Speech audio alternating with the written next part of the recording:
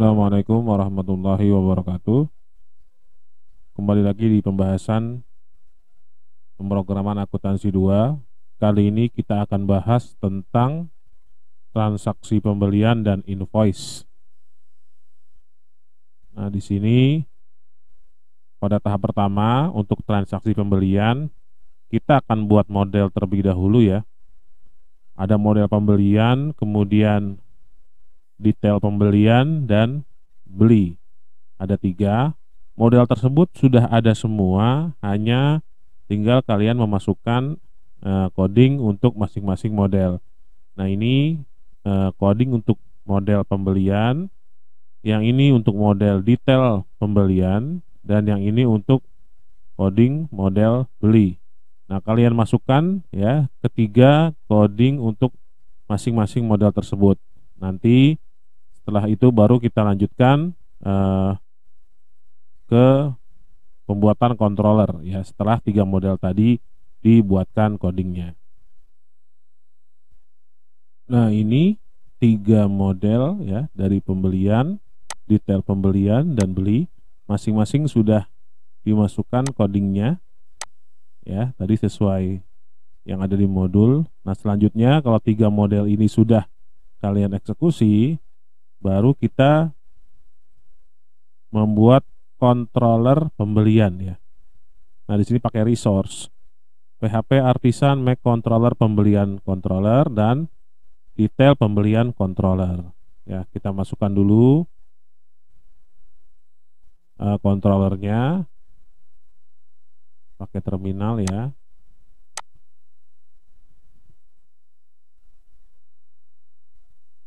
Kita buat di sini PHP Artisan Make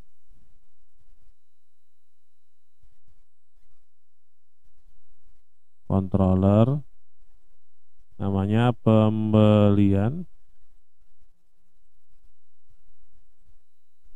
controller, kemudian resource karena kita mau membentuk CRUD-nya.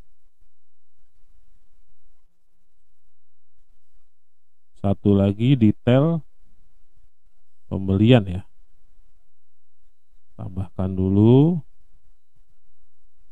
detail. Kita pastikan lagi detail pembelian controller, oke. Nah, sini detail pembelian controller resource, enter. Nah, kita cek di controller, detail pembelian ada dan pembelian controller sudah ada. Nah, selanjutnya kalau sudah ada, nah di sini untuk pembelian controller ya.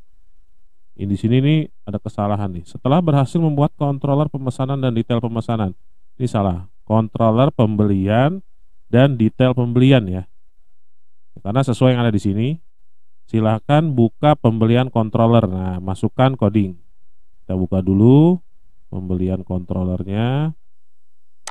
Nah, ini saya tutup dulu biar nggak mengganggu. Nah, ini CRUD-nya sudah terbentuk. Kemudian kalian masukkan coding pembelian controller. Perhatikan juga header-header yang ada di sini. Ya, kalau yang tidak ada silahkan kalian masukkan dan jangan lupa nanti takutnya terjadi debug. Kemudian ada index, ada function edit ya. Kemudian ada function PDF. Nah, ini buatan sendiri. Dan ada function simpan, ini boleh kalian ambil dari store ya. Tinggal kalian edit, nanti store menjadi simpan. Kemudian sudah, berarti cuma sampai tadi ya. Nah, kalian eksekusi dulu coding ya, dari mulai indeks sampai terakhir tadi ada di PDF ya. Disimpan ya, disimpan. Yang store diedit boleh silakan. Nah, silakan kalian eksekusi dulu coding ini ke dalam controller yang sudah kalian buat tadi.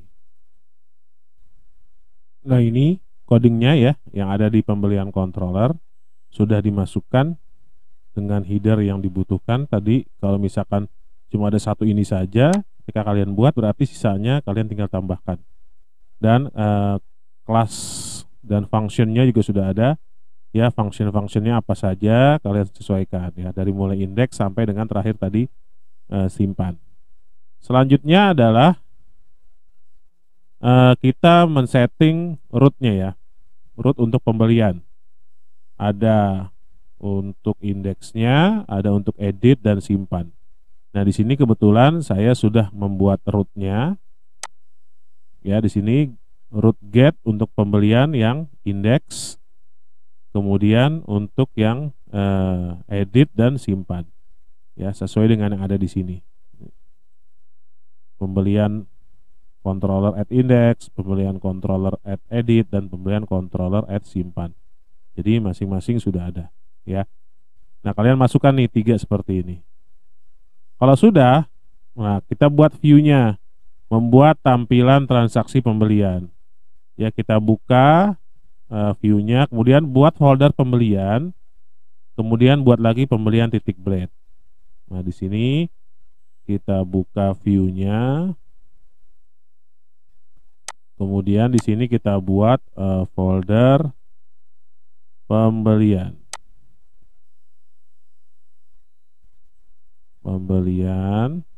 Kemudian nanti dalamnya kita buat satu file baru namanya pembelian titik blade.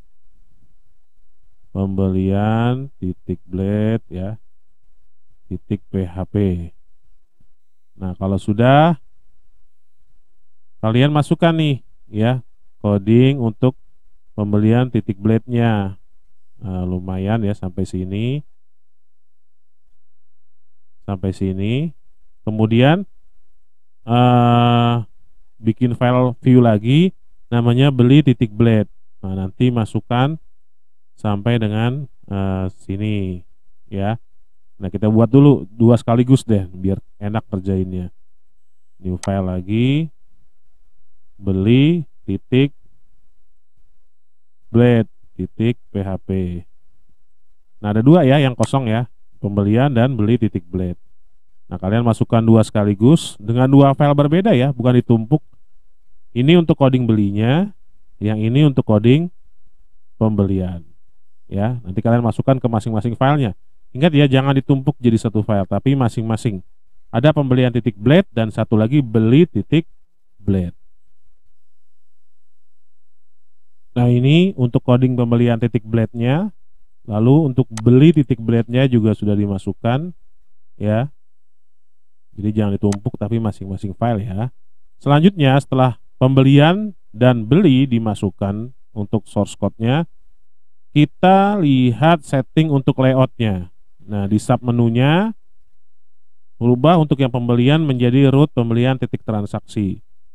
Nah, di layout, nah di sini pembelian ini langsung saya copy saja ya biar gampang.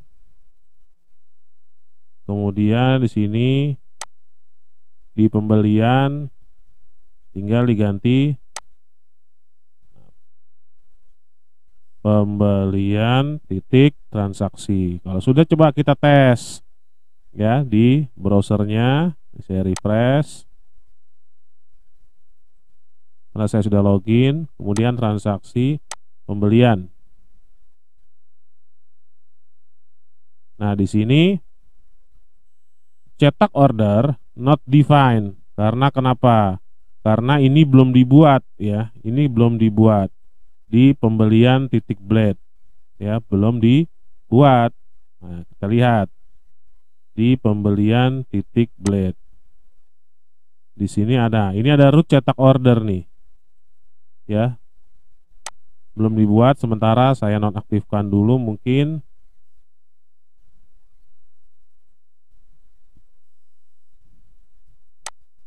Oh, saya hapus saja ya. Saya hapus dulu saja sementara ya. Nanti kita buat cetak ordernya.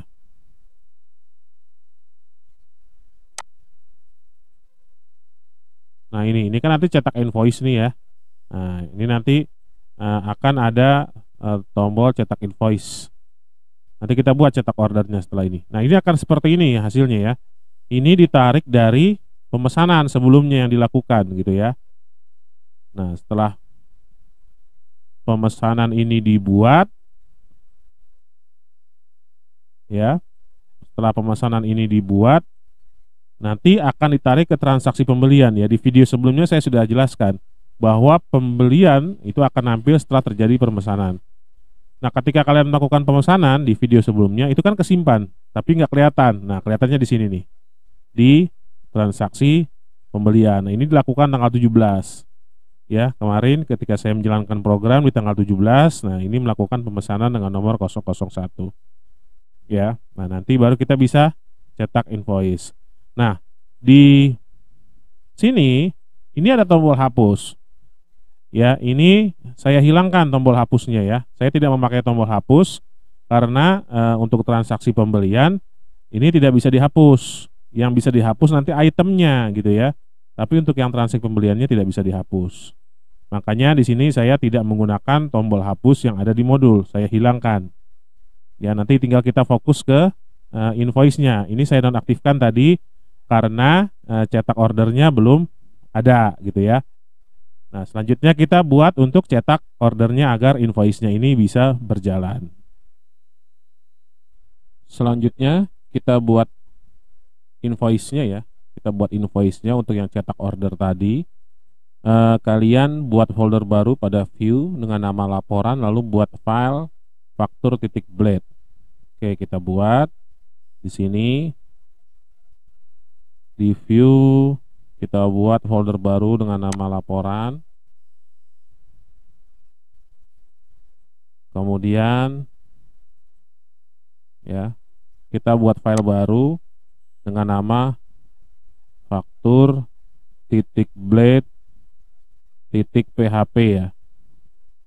Nah, setelah itu, setelah filenya dibuat, nah kalian masukkan atau kalian ketikkan coding ini sampai bawah ya, sampai dengan yang HTML paling bawah ini. Nah, nanti hasilan tampilannya akan seperti ini ya hasilnya. Dimasukkan dulu, nanti kita tes apakah running atau tidak. Nah, berikut untuk fakturnya ya, coding untuk fakturnya. Nah, di sini sudah dimasukkan. Nah, berarti ini siap untuk di running lagi. Nah, sebelum di running, sebelumnya kan yang di pembelian .blade, di sini dicetak invoice kan saya nonaktifkan karena belum ada ya tadinya. Nah, karena ini sudah dibuat ya faktur blade-nya, maka di sini saya kembalikan lagi. Ya, saya normalkan lagi codingnya, saya masukkan lagi. Di sini memanggil cetak order ya. Cetak order itu untuk faktur ya.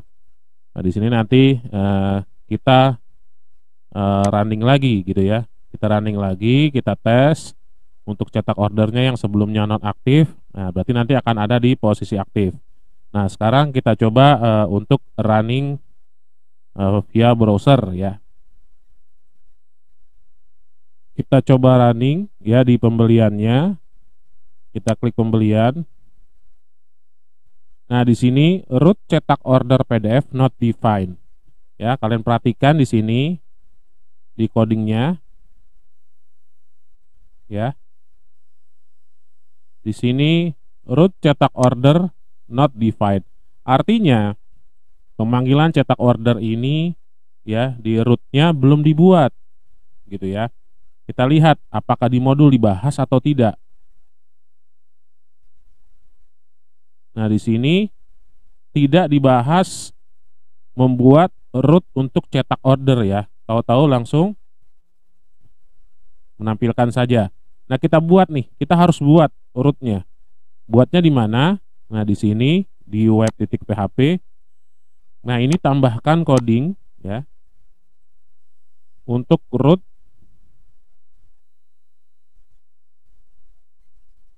kemudian get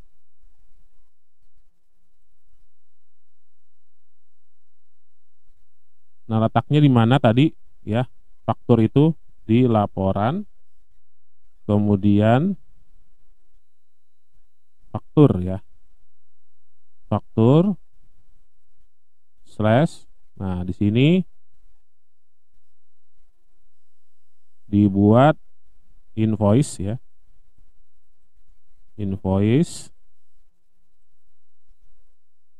Kemudian koma ya, jangan lupa di sini koma. Panggil controllernya,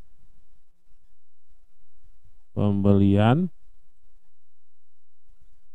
controller ya. Nah, di function apa gitu ya? Di function apa adanya. Nah, kita lihat di pembelian controller itu function mana yang membahas pencetakan.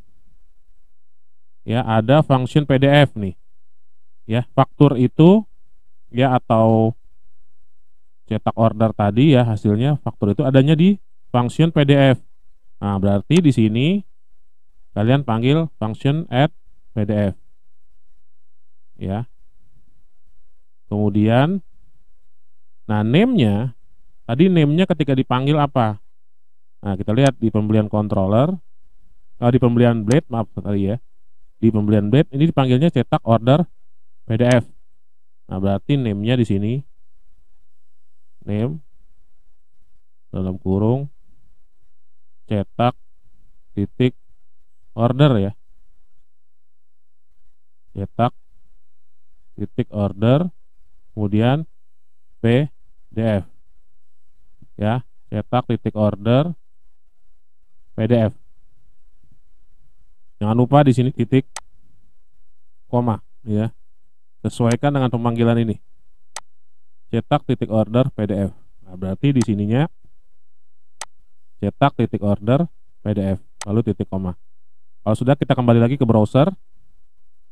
Kita refresh. Nah, aktif ya. Aktif di sininya ya.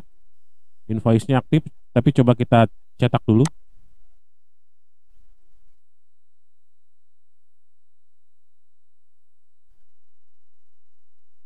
Nah, di sini ya.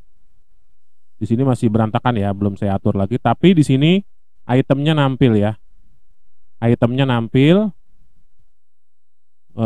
Kemudian kita lihat dulu, kita back dulu ya. Kita lihat di sini itemnya benar nggak 2. Nah, di sini base table or view not found. Table dbcia titik journals ya. Table dbcia titik journals. Nanti kita lihat di pembeliannya ya. Nanti kita lihat di pembeliannya, kita benerin. Di sini tidak terbaca dbcia jurnal ya. Berarti model jurnalnya belum ada isinya. Kita cek. Di sini logo, di sini untuk nah, di sini nggak bahas model jurnal ya. Nah, tidak ngebahas model jurnal. Nah, berarti di sini kita harus menambahkan coding di model jurnalnya. Nah, ini masih kosong ya.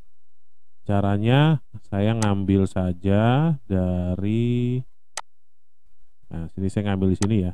Nanti isinya saya ganti. Saya ngambil di sini, saya pindahkan ke jurnal. Nah, untuk ininya, nah ini saya ganti. Di sininya nomor jurnal.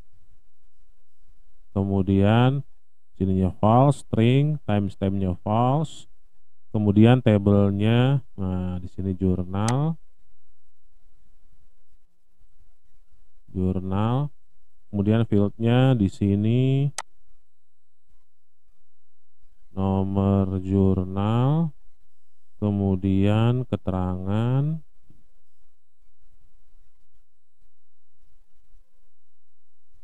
Keterangan. Lalu tanggal jurnal.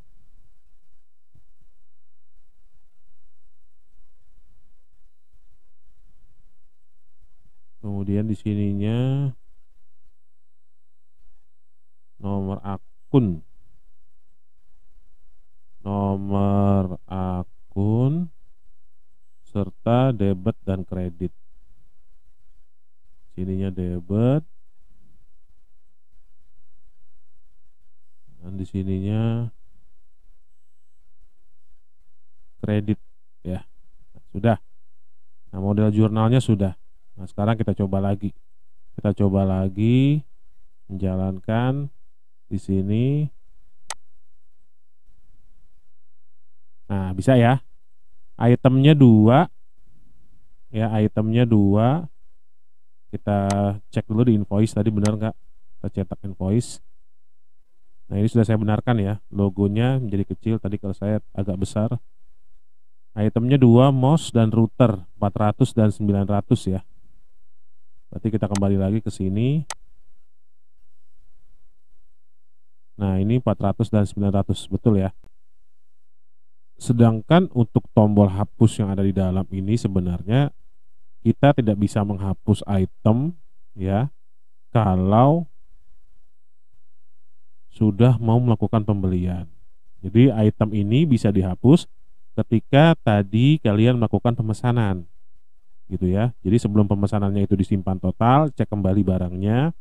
Jika sesuai bisa disimpan, jika tidak sesuai bisa dihapus ya barangnya. Tapi kalau sudah melakukan pembelian, ini aksi hapus ini tidak ada. Artinya barang ini sudah fix, ini yang dibeli gitu ya. Karena invoice-nya sudah bisa dicetak. Nah, di sini kita hilangkan saja aksi ini ya, aksi hapus ini. Ini kalian bisa menghapusnya di file beli.blade. Kemudian nih pada transaksi hapus ini kalian hilangkan. Kemudian aksinya juga dihilangkan. Lalu coba kita refresh. Masih ada satu yang kelebihan di bawah. Ini ada di sini di TD. Ya, coba refresh kembali.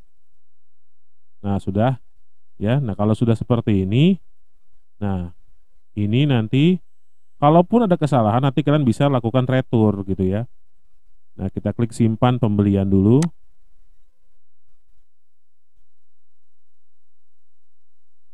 Nah, di sini barangnya ya sudah selesai disimpan gitu ya.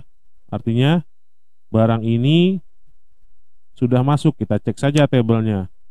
Kita cek tabel pembelian.